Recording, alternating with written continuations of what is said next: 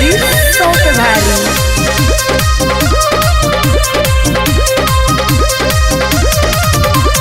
मजदूरन से मजबूरी के फायदा जोनी उठावो सो, डरे वाला नहीं खींचा जन से डेरवावो सो।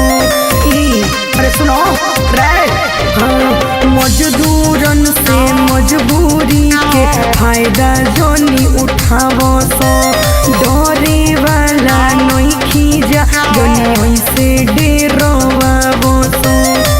लहड़ पर आ जाइब तो न जीत पैबो सो, लहड़ पर आ जाइब सब मिट जइबो सो।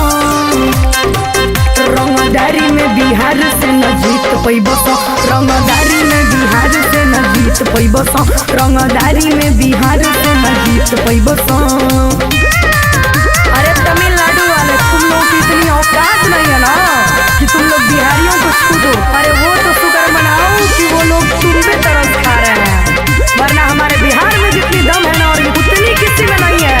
आंडू पांडू तमिल लांडू तोहनी के औकात बा, सौ पर भारी एक बिहारी जानत जग जमात बा।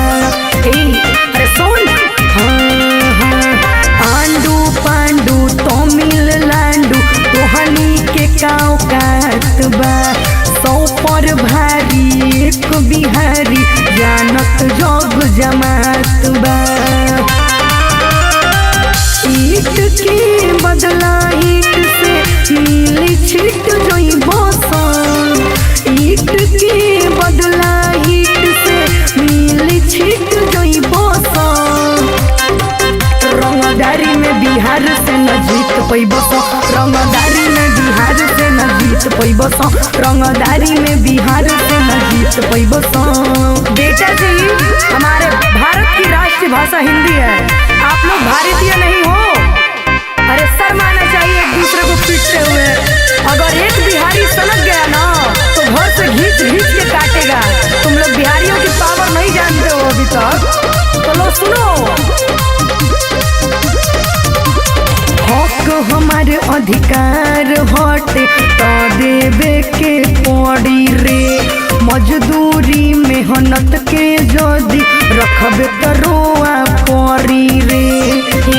अरे सुन रहा है कुत्ता, हक हमारे अधिकार हटे तो देवे के पड़ी रे, मजदूरी मेहनत जदी रखबे तो रोआई पड़ी रे। जैसे मुझ पिटाला वैसे पीट तूनी जइबो सो, जैसे मुझ पिटाला वैसे तुहनी पीट जइबो सो। रंगदारी में बिहार से न जीत पैबो सो, रंगदारी में बिहार से न जीत पैबो सो, रंगदारी में बिहार से न जीत पैबो सो।